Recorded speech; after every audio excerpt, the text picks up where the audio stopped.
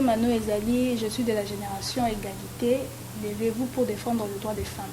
Moi, je pense que par rapport à terme wana toza déjà na kati ya génération où ya bato toza égalité, donc égalité entre l'homme et la femme. Sur le point de vue beaucoup plus intellectuel, sur le point de vue moral, toza biso surtout toza ndenge moko. Toza la misa biso surtout normalement ndenge moko, mais quelque part il y a toujours cette discrimination entre l'homme et la femme. Donc voilà pourquoi le thème de cette année nous dit même que non, levons-nous pour défendre le droit des femmes.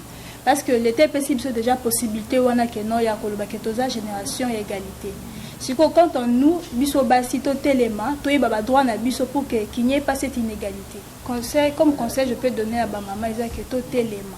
Éveil de la conscience de la femme. Biso basi to téléma, to y ba droit na biso. Parce que l'État a mis des garde-fous pour nous les femmes, pour protéger le droit de la femme. Si quand on nous peut to y ba droit na biso ezanine. Ceux qui to y ba droit na biso, to y ba peut défendre en malam.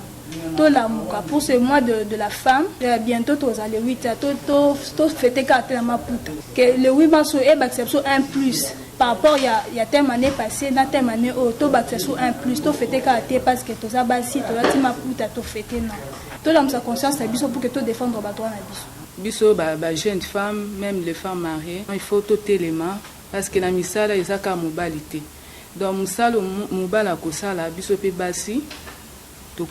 Donc, levons-nous, les femmes, les jeunes filles, les dames, pour ceux qui sont qui tout tikeli kamibali, na ebitende ni na koloba. Donc, conseil na ngana opesa basi za ki tout élément, musala ya mobali zate, musala pe ya mwasi zate. Dans la carte de génération égalité, ils a processus place to bandaki na place to zokende, c'est déjà bon puisque basi est belé.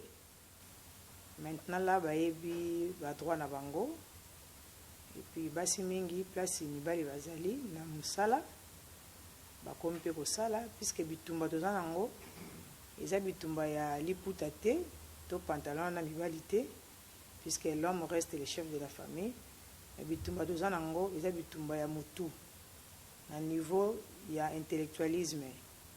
Moi c'est aza licencié, mbala aza licencié. Si on peut se licencier dans le bureau, la femme doit se défendre. La classe où il y a tant que licencié, on va liper n'engé moko. Ils apprennent à liputa mais ils ont dit bitumba ya mutu. Ils ont développement na kati ya mutu ya mwasi. Oko kola ta liputa mais so mutu zo sala te mutu ko sala karate. Mais ceux qui vraiment on a besoin te ba considérer une femme compétente dans la société, ils étaient par rapport à liputa.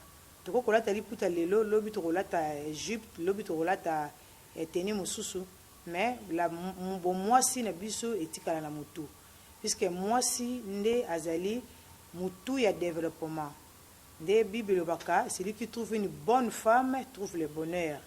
Si vous avez une bonne femme dans la maison et puis na musala vous avez une bonne femme o ya kozona musala akomema ngona ndako développement ya ndako yango kindaka na musala